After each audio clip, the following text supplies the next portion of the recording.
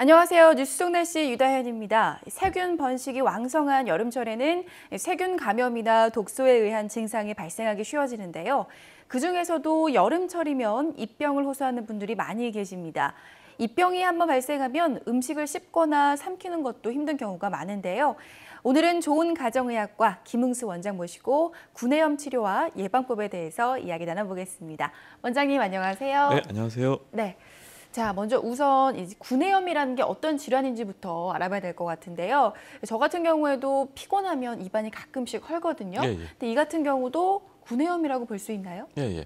구내염이라는 것은 그 잇몸이나 혀, 입술에 그 구강 조직에 손상이 생기거나 염증이 생기는 것을 말하는데요. 입안은 점막세포로 구성되어 있고요. 이러한 점막세포는 여러 가지 자극이나 세균의 침을 막는 중요한 역할을 담당하고 있습니다. 네. 이런 입안의 점막세포가 손상되게 되면은 점막이 붉게 부어오르고 헐어서 몹시 아프게 됩니다. 음식물의 섭취가 어렵게 되고요. 또 입안의 상처를 통해서 세균이 침투해서 감염을 일으킬 수도 있습니다. 대표적인 구내염으로서는 아프타성 구내염, 구강 칸디다증, 헤르페스 구내염 등이 있습니다. 그렇다면 구내염 원인도 궁금한데요. 어떻게 해서 이 구내염이 생기게 되는 건가요? 네, 아무래도 그 아프타성 구내염의 원인으로서는 감염이라든가 면역장애, 스트레스, 외상, 호르몬 이상, 영양장애 등의 여러 가지 요인이 단독 또는 복합적으로 관여하는 것으로 알려져 있습니다. 구강 칸디다증의 경우에는 구강 건조증이라든가 스테로이드 흡입제, 당뇨병, 부갑상생 기능 저하증 등의 내분비 질환, 또 노령이나 사람 면역 결핍 바이러스에 의한 면역 저하, 암 등이 있는 경우에 잘 생깁니다. 이외에도 의치라든가 흡연, 항생제, 철분, 비타민 A, B1, B2, B12, C, 엽산 부족, 고탄수화물 음식, 방사선 치료라든가 전신화학요법, 또 광범위한 항생제, 또 스테로이드 같은 그런 것들이 연관이 있습니다. 네. 헤르페스 구내염 재발하는 흔한 유발 요인으로서는 자외선이라든가 외상, 피로, 스트레스, 월경 등이 있습니다. 구내염을 일으키는 원인 중에 자외선의 영향이 있다고 하셨는데요. 이 예. 구내염이 유독 여름에 주의를 해야 하는 질환이라고 알려져 있기도 예, 예. 한데 특별히 구내염이 여름에 자주 발생하는 이유가 있나요? 예, 그 국민건강보험공단에서 그 건강보험 진료비 지급 자료를 인용했을 때 네. 2013년 그 구내염 및 관련 질환 진료 인원은 약 96만 2천 명인 것으로 조사되었습니다. 여성은 53만 7천 명으로 55.8%, 남성은 42만 5천 명으로 44.2%를 차지하는 것으로 나타나는데요. 구내염의 진료 인원을 월별로 분석한 결과는 최근 5년간 매년 6에서 8월에 늘어나는 것으로 나타났습니다. 네. 조사에서 나타난 바와 같이 구내염은 계절적으로 여름철에 집중되고 있는데요. 더위로 인해서 피곤하고 또 면역력이 떨어지고 세균이나 바이러스가 증식되기 때문으로 축적됩니다. 그렇군요. 그렇다면 구내염의 구체적인 증상은 어떻게 되나요? 구내염의 구체적인 증상으로서는 식사할 때 환자는 입안에 통증을 느끼게 되고요. 또 열나는 느낌이라든가 입냄새, 치매 증가, 미각 감소를 느끼게 됩니다. 또 육안으로 보게 되면 구강 점막이 붓고요. 빨갛게 되고 패인 궤양이 생깁니다. 또 혀가 하얀 막으로 덮이는 경우도 있고요. 입술 가장자리, 피부가 벗겨지는 경우도 있습니다. 궤저성 구내염의 경우는 먼저 수포가 생긴 후에 궤양이 생기고 또 주위에 임파선이 붙게 됩니다. 소아에서는 홍역이라든가 성홍열, 백일의 감염 때 이렇게 많이 동반이 됩니다. 아프타성 구내염 같은 경우는 심한 통증이 있고 음식물을 씹기와 발음이 힘들어지고 열이 날 수도 있습니다. 네. 헤르페스 구내염은 작은 궤양과 더불어서 발열, 임파선이 붙고 먹기가 힘들어집니다.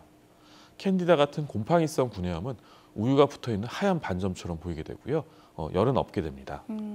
그렇다면 구내염에 걸렸을 경우에 치료 부분도 궁금한데요. 치료 네. 과정은 또 어떻게 되는지 알려주세요. 네. 구내염의 치료로서는 구내염의 종류에 따라 차이가 날 수 있는데요. 일반적으로는 구내염에 쓰이는 약제들로서는 진통제라든가 항히스타민제, 국소스테로이드제, 항진균제, 항바이러스제 같은 항생제가 있고요. 또 불소제라든가 경구청정제, 또 영양결핍 치료제, 타액 보조제 같은 것들이 있습니다. 구내염을 일으키는 원인균이나 바이러스, 또 곰팡이 같은 진균이 확인된 경우는 이에 맞춰서 항생제, 항바이러스제, 항진균제를 선택해서 사용하시면 됩니다. 구내염에 동반되는 통증 조절을 위해서 진통제가 사용되는데요. 또 항히스타민제는 히스타민에 대한 과민 반응을 억제해서 구강 과민 그런 자극 증상을 경감시키게 됩니다. 네.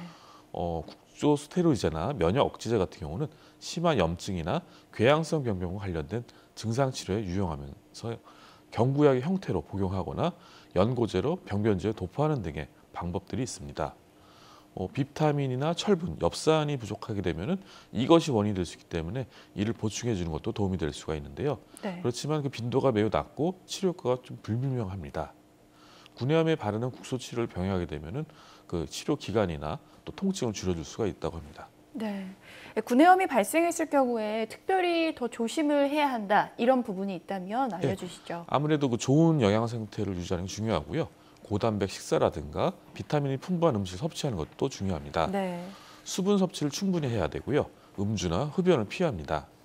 하루에 한 번 정도는 입안을 관찰해서 빨갛거나 따끔거리는 불편함이 있다거나 지속적으로 입안이 건조하게 된다면 처방받은 가글 용액이나 생리식염수로 가글 이용하는 것도 필요합니다.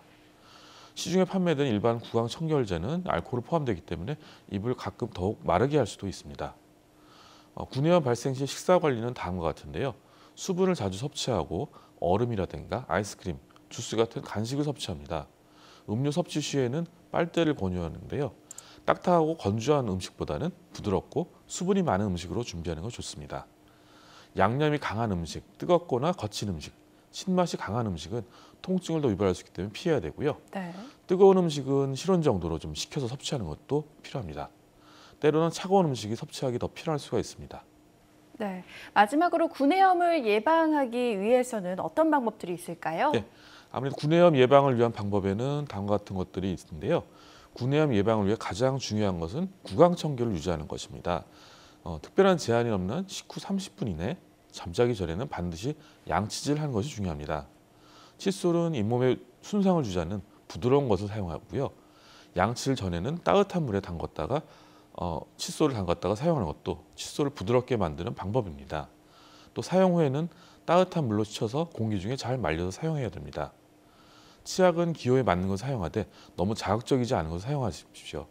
또 출혈의 위험이 없다면 치실 사용도 권장할 만합니다. 네. 또 하루 한 번 정도 치실을 부드럽게 사용하고요. 양치질 사이에 또 물이나 식염수 등으로 입안을 헹궈내는 것도 좋습니다. 충치가 있으면 빨리 치료하는 게 필요하고요. 이전 치료에서 구내염을 경험한 경우에는 미리 처방된 소독 용액을 이용하는 것도 좋습니다. 네. 입안이 건조할 경우에는 조금씩 자주 물을 섭취해야 되고요. 입술 보습제 등을 이용해서 입술을 건조하지 않게 유지해야 합니다. 적절한 영양을 취해서 스트레스를 견디게 해주고 에너지를 유지하고 또 감염에 대응하고 조직이 다시 회복되는 데 도움을 줍니다. 그렇기 때문에 균형 잡힌 식사를 하고 야채와 과일을 많이 섭취하도록 합니다. 네. 또 담배는 구강에 자극을 주고 건조하기 때문에 조직의 회복을 느리게 합니다. 그렇기 때문에 금연이 필요하고요. 또 수면 부족 상태가 되지 않도록 충분히 잠을 자는 것도 중요합니다.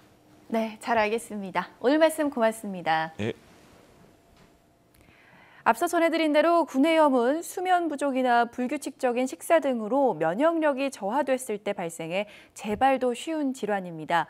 면역력 증진을 위해서는 무엇보다 규칙적인 생활 습관과 적절한 운동을 병행해서 건강을 유지하는 게 좋은데요. 오늘 말씀드린 생활 속 건강 수칙 잘 메모해 두셨다가 더운 여름 더욱 건강하게 보내시길 바랍니다. 뉴스 속 날씨 오늘 준비한 소식은 여기까지입니다. 시청해주신 여러분 고맙습니다.